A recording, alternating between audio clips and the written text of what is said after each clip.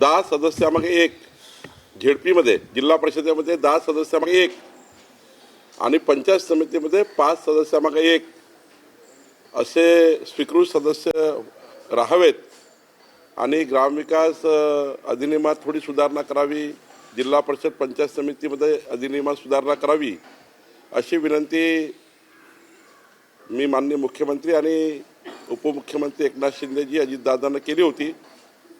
ग्रामविकास मंत्री यांनी याबद्दलची चर्चा केली आहे। मला वाटतं की निश्चितपणे जसं महानगरपालिका नगरपालिकेत स्वीकृत सदस्य आहेत त्याचप्रमाणे जिल्हा परिषदेमध्ये सुद्धा स्वीकृत सदस्य असले पाहिजे, पंचायत समितीमध्ये स्वीकृत सदस्य असले पाहिजे, कोऑप मेंबर असले पाहिजे। याकरताचा शासनाचा जो मी जी मागणी केली होती ती मागणी माननीय मुख्यमंत्र्यांनी सकारात्मक पद्धतीने त्या मागणीला मदत करण्याचं सांगितलेलं आहे। मला वाटतं हा कायदा लवकरच मंत्रिमंडळाकडे आणि येणाऱ्या सभागृहात येईल अशी मला अपेक्षा आहे। पण हे तातडीनं करण्याची गरज आहे, कारण ग्रामीण भागातल्या अनेक लोकप्रतिनिधी जे आरक्षणामध्ये महिला आरक्षण असेल किंवा SC ST आरक्षण असेल त्या ठिकाणी मोठ्या प्रमाणावर लोकप्रतिनिधी चांगलं काम करत असतानाही, चांगले त्या ठिकाणी लोक असतानाही समाजामध्ये सर्व क्षेत्रात चांगले काम करणारे लोक आरक्षणाच्यामुळे राहून जातात। त्यामुळे त्यांनाही संधी दिली पाहिजे असा प्रस्ताव मी दिला होता। मला वाटतं याच्यामध्ये सकारात्मक निर्णय होईल। जिल्हा परिषदेच्या ज्या निवडणुका होणार आहेत यातही आम्हाला महायुती म्हणून तीनही पक्ष एकत्र या संपूर्ण निवडणुकीला सामोरे जाताना पाहायला मिळतील का? कारण ज्या पद्धतीने या नगरपालिकांमध्ये पुण्यात जे झालं किंवा मुंबईत राष्ट्रवादी वेगळी लढली नाही, काही ठिकाणी आता महायुती झाली आहे, म्हणजे भाजपा सेना युती झाली आहे। परभणीमध्ये आपण आपण धाराशिवमध्ये बघा, त्यानंतर लातूरमध्ये काही ठिकाणी मात्र ते होऊ शकली नाही। संभाजीनगरमध्ये काही भागात झाली, काही एकाच तालुक्यात झाली नाही। तर मला असं वाटतं त्या भागातल्या नेत्यांनी बसून त्यामध्ये सकारात्मक चर्चा केली आहे। ज्या ठिकाणी शिवसेना भाजप युती होऊ शकते त्या ठिकाणी केली आहे। एका ठिकाणी मला वाटतं राष्ट्रवादी चर्चा धाराशिवमध्ये त्यांनी केली आहे। तर त्या ठिकाणी आम्ही ज्या ठिकाणी युती मान्य आहे किंवा तिथील कार्यकर्ते जे आता स्वतःहून कार्यकर्ते लढायला तयार आहे की बाबा आम्हाला लढल्याशिवाय मार्ग नाही आहे, 9-10 वर्षाची गॅप आहे, त्यामुळं काही ठिकाणी मात्र कार्यकर्ते आग्रही आहेत, तिथे युती होऊ शकत नाही। पण ज्या ठिकाणी होते आहेत त्या ठिकाणी प्रामाणिकपणे युती करण्याचा प्रयत्न भारतीय जनता पार्टी म्हणून आम्ही केला आहे। सर याला जोडून विचारतो, अचलपूरमध्ये MIM ने भाजपला पाठिंबा दिल्याची माहिती आहे। महायुती सोडून MIM च्या पाठिंब्यावर आपण अशा प्रकारे सत्ता स्थापन करताय? नाही, तिथे वेगळी परिस्थिती आहे। अचलपूरमध्ये भाजप 90 सीट आहे, 90 नगरसेवक आहे। बाकी सर्व काँग्रेस, उबाटा, MIM सर्व निवडून आले आहेत। त्यांनी आपापले गट तयार केले। भाजपच्या गटात कुणी MIM नाही आहे, भाजपच्या गटात कुठलीही काँग्रेस नाही आहे। काँग्रेसने आपला एक गट केला, तिथे स्थानिक विकास आघाडीने वेगळा गट केला। त्यांनी बसून तिथले, आम्ही तर अल्पमतामध्ये आहे, आम्ही 90 आहोत आणि एकूण 36-37 नगरसेवक आहेत। त्यांनी गट तयार करून त्यांनी सभापतीपद वाटून घेतले। भाजपाचा काही संबंध नाही, भाजपा MIM ला कधीच सोबत घेणार नाही। भाजपाचं MIM शी काही तिथे संबंध नाही आहे, आम्ही करणार नाही। आणि काल आम्ही स्पष्ट केलं आहे की तिथल्या अध्यक्षांनी की MIM चा पाठिंबा आम्हाला नाही आहे, आमचा कुठलाही पाठिंबा MIM ला नाही आहे।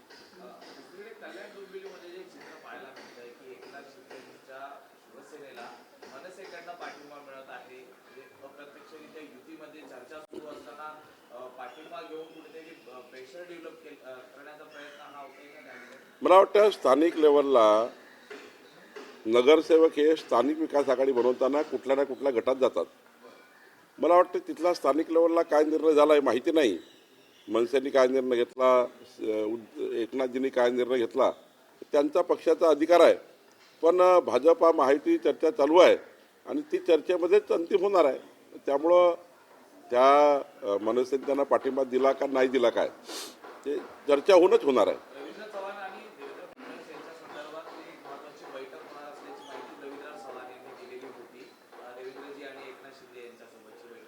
ती होईल ना. माननीय मुख्यमंत्री विदेशातनं आल्यानंतर ती बैठक होणारच आहे, कारण अनेक ठिकाणी महायुती होणार आहे.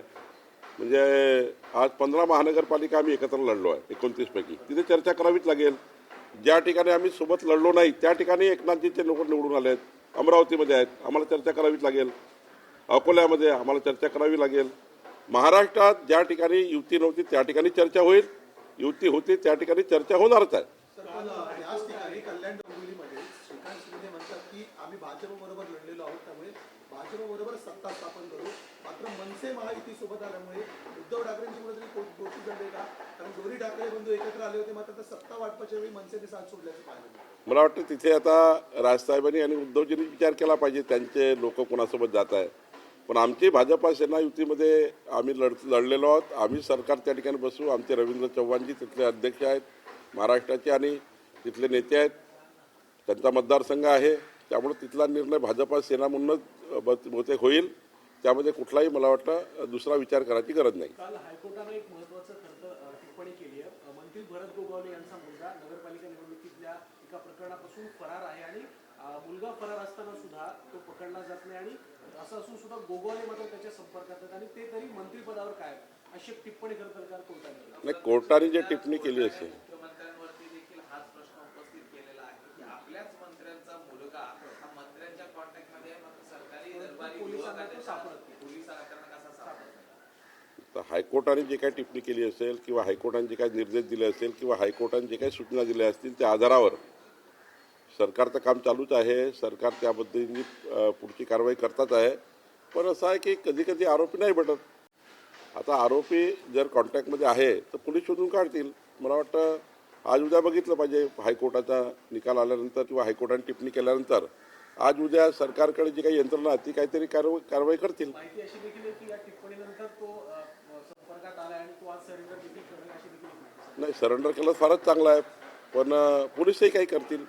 त्यांना तो मॅन्डेटरी आहे हायकोर्टाचे डायरेक्शन असल्यामुळे. कल्याण डोंबिवलीमध्ये एक दुर्दैवी घटना घडली आहे. 4 वर्षांपूर्वी पुन्हा एकदा अत्याचाराचा प्रकार हा समोर आलेला आहे. मागे देखील बदलापूरमध्ये अशीच घटना घडली होती. अवशेष प्रकरण ताजत होतं. रेल्वे रुळावरती नागरिक उतरले होते आणि आता ही दुसरी घटना आहे. असं पाहता एकूणच गंभीर घटना आहे. ही घटना गंभीरच आहे. मागची बदलापूरची घटना प्रचंड गंभीर होती. त्यावर सरकारने तात्काळ दखल घेऊन ज्या क्रूर कर्मावर कारवाई केली. आत्ता जो काही क्रूर कर्म असेल त्याच्यावरही सरकार म्हणून जे काही आमची ॲक्शन आहे त्याला सुटू नये, त्याच्यात अंतिम त्याला शिक्षा व्हावी, त्याला शासन व्हावं याकरता पोलीस आपलं काम करेल. पण निश्चितपणे घटना दुर्दैवी आहे. या घटनेमध्ये अजून जास्त कडक कारवाई करण्याचे त्या ठिकाणी गरज आहे आणि माननीय मुख्यमंत्री आणि शासन यामध्ये लक्ष टाकतीलच आणि आम्ही त्या ठिकाणी लक्ष टाकू. महापालिका निकालानंतर मुंबऱ्यामधून एक एमआयएमच्या एका महिला नेत्याचं विधान खूप चर्चेत आलं. एमआयएमचा विजय झाल्यानंतर आता मुंबरा पुढील 5 वर्षात आम्ही हिरवा करून टाकू अशा प्रकारचं विधान झालं आणि त्यावर खरं तर आता त्या टिप्पणीवर खूप टीका देखील. निवडून आल्यावर अतिउत्साहामध्ये असे त्या ठिकाणी स्टेटमेंट करणे, अतिउत्साहीपणा दाखवणे हे काही योग्य नाही. हे लोक निवडून आल्यावर पाकिस्तानचे ध्वज फडकवतात, हे योग्य नाही.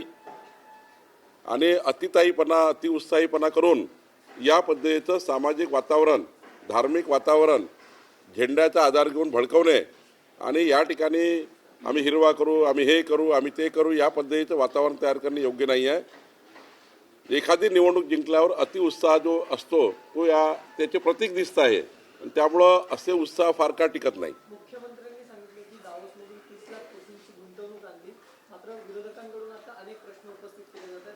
दानवे असं म्हणतात की केवळ आकड्यांचा हा फुगा आहे की वास्तव, आणि त्यांनी प्रश्न उपस्थित केला. तर दुसरीकडे संजय राऊत सुद्धा असं म्हटले की जर गुंतवणूकदार हे आपल्याच देशातले तर परदेशात जाऊन हे करार करायची काय गरज? दावोस हे आपल्याला माहिती आहे की आंतरराष्ट्रीय लेवलचं असं केंद्र आहे ज्या केंद्रामध्ये ज्या दावोसमध्ये या कराराच्या माध्यमातून अनेक देश त्या ठिकाणी येतात, भारतही जातो आणि अशा ठिकाणी करार होणे, त्या ठिकाणी महाराष्ट्राने 30 लक्ष करोड रुपये हे या महाराष्ट्राच्या गुंतवणुकीकरता आणणे, खरं तर सर्व विरोधी पक्षाच्या नेत्यांनी खुल्या मंचावर येऊन माननीय मुख्यमंत्री देवेंद्र फडणवीसजींचा सत्कार सन्मान केला पाहिजे. एकीकडे रोजगाराचा बोंबा मारतात आणि दुसरीकडे मुख्यमंत्र्यांनी एवढं मोठं कर्तृत्व केलं आहे, एवढं मोठं कर्तव्य उभं केलं आहे, त्यांना मात्र क्रिटिसाइज करणे, महाराष्ट्राची पत घालवणे आणि या पद्धतीच्या शंका कुशंका निर्माण करणे, घरी बसला टोमणे मारणे हे काही योग्य नाही. मी महाराष्ट्राच्या 14 कोटी जनतेच्या वतीने माननीय मुख्यमंत्री देवेंद्र फडणवीसजीचा बेरोजगार मुलाकडनं, राज्याच्या जनतेकडनं आभार मानतो. या राज्याला 30 लाख कोटी रुपये, 30 लाख करोड रुपयाचे जे इन्व्हेस्टमेंट या राज्यामध्ये येते आहे, ही या ठिकाणी खरीखुरी इन्व्हेस्टमेंट आहे. मागच्या वेळी 16 लाख कोटी रुपयाची इन्व्हेस्टमेंट आली होती, त्यावेळी ती प्रत्यक्षात उतरली. आता मात्र जे 30 लाख कोटी रुपयाची जे इन्व्हेस्टमेंट येणार आहे, ती इन्व्हेस्टमेंट या राज्याकरता, विकसित महाराष्ट्राकरता महत्त्वाची आहे. विरोधकांनी जाहीर सत्कार देवेंद्र फडणवीसचा करावा. एकट्यात करतात, एकट्यात शुभेच्छा देतात त्यांना, पण जाहीरपणे महाराष्ट्राच्या जनतेसमोर त्यांनी देवेंद्र फडणवीसजींची आता सत्कार करावा अशी माझी सूचना त्यांना आहे. ते करणार नाही हे मला माहिती आहे, पण महाराष्ट्राची 14 कोटी जनता मात्र देवेंद्र फडणवीसजीच्या या कर्तृत्वाला सलाम करते आहे. माननीय देवेंद्रजींनी केलेलं कार्य हे या महाराष्ट्राच्या यापूर्वीच्या कधी शासन काळात झालं नाही. 30 लाख कोटी रुपयाचे करार होणे आणि महाराष्ट्राला मजबूती देणे, यालाच खऱ्या अर्थाने जे कर्तृत्व देवेंद्रजींनी केलं आहे, महाराष्ट्राकडनं त्यांना मी खूप खूप त्यांचे आभार मानतो. याला देखील असा प्रश्न आहे, आदित्य ठाकरेंचं म्हणणं आहे की मुख्यमंत्री मुंबईतल्या कंपन्यांसोबत तिकडे दावोसमध्ये जाऊन करार करत असतील, तर वांद्र्यासाठी आता मी दावोसमध्ये जाईल आणि वांद्र्यासाठी तिथे जाऊन करार कोणी म्हटलं? असं आदित्य ठाकरे म्हणतात. तिकीट काढून देऊ त्यांची, त्यांना पाहिजे तर बांद्रामध्ये कुठे जायचं, देशात विदेशात जाऊन या, आणा ना. त्यांना काही मनाई थोडी केली आहे. गरज पडतं आम्ही तिकीट काढून देऊ, त्यांना काही चांगलं होत असेल महाराष्ट्राचं.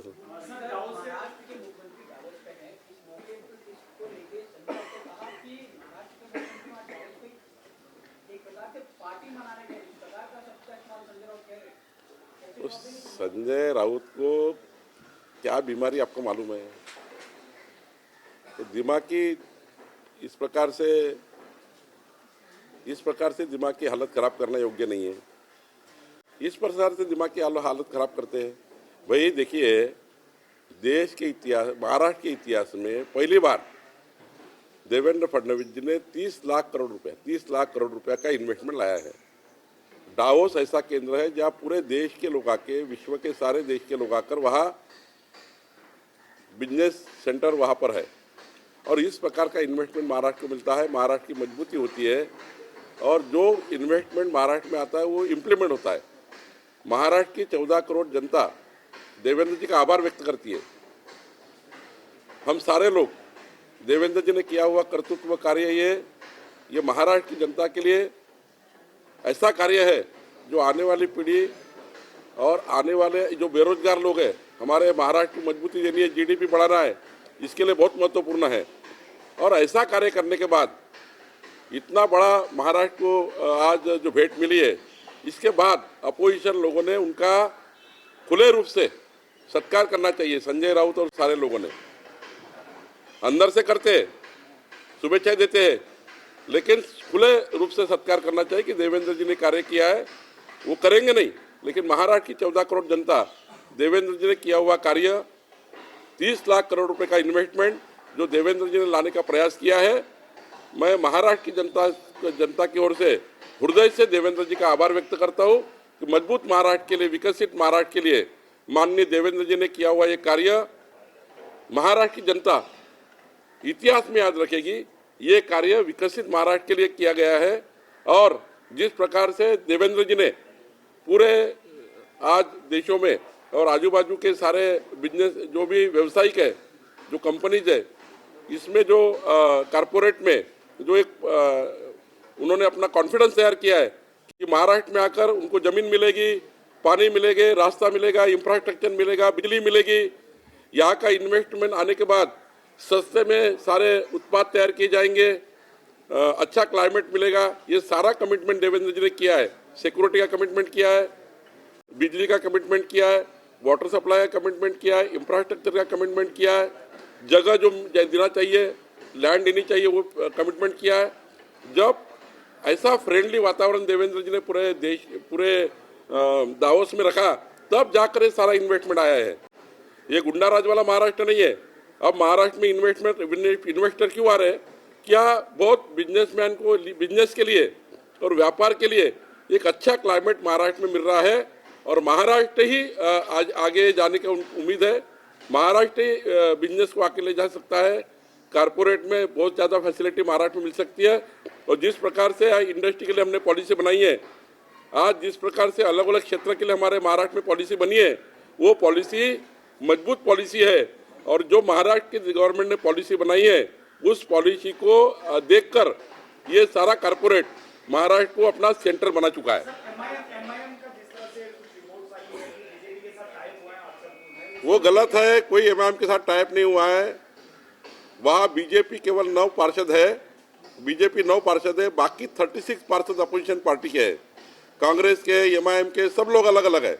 हमने सरकार में उनका कोई सपोर्ट नहीं लिया है। हमारा नगराध्यक्ष डायरेक्ट चुन के आए जनता से। बाकी जो पोस्ट है, उपाध्यक्ष होते हैं, वहाँ सभापति वगैरह होते हैं, उन्होंने बांट लिए है, उन्होंने उनकी आगाड़ी बनाई है। हमारे आगाड़ी में वो नहीं है, हमारे गठ में वो नहीं है। उन्होंने अपने अपना बांट के अपनी अपनी सभापति पद बना लिए है, उसमें बीजेपी का कोई संबंध नहीं है। शिवसेना भाजपा की युति होगी। हमारे अध्यक्ष जी रविंद्र चौहान जी उसमें सारा देख रहे हैं। एकनाथ शिंदे जी, रविंद्र चौहान जी और हमारे अध्यक्ष माननीय मुख्यमंत्री जी उसमें बैठकर निर्णय करेंगे।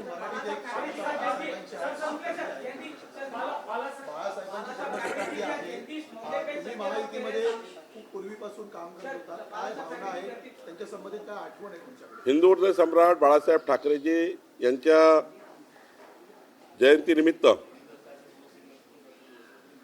मी हृदयातून महाराष्ट्राच्या जनतेच्या वतीने त्यांना वंदन करतो, अभिवादन करतो आणि बाळासाहेबांचे विचार हे आमच्या सर्वांसाठी, आमच्या जीवनाकरता, आमच्या रोजच्या व्यक्तिगत जीवनामध्ये आणि आमच्या सामाजिक जीवनामध्ये आणि सर्व क्षेत्रामध्ये महत्त्वाचे आहेत। त्यांच्या जीवनचरित्रावर जर आम्ही आमचं जीवन काढलं तर त्यातमधला एक टाचणीभर सुद्धा आम्ही घेतला, बाळासाहेबांच्या जीवन कार्याचा टाचणीभर सुद्धा भाग आम्ही स्वीकारला, तर महाराष्ट्राला मजबूती देण्याचं एक मोठं कार्य आमच्याकडनं होऊ शकतं। हिंदू हृदय सम्राट बाळासाहेबांचं जीवन म्हणजे एक स्वच्छ, पारदर्शी, प्रामाणिकपणाचं जीवन जे आम्ही बघितलेलं आहे। आमच्यासारख्या कार्यकर्त्यावर बाळासाहेबांच्या जीवनाचे जे या ठिकाणी पडसाद आहे, हे पडसाद आम्हाला सर्वांना चांगलं काम करण्याची ऊर्जा देतं आणि त्यामुळं मी हिंदू हृदय सम्राट बाळासाहेब ठाकरेजींना खूप खूप अभिवादन करतो आणि त्यांना नमन करतो।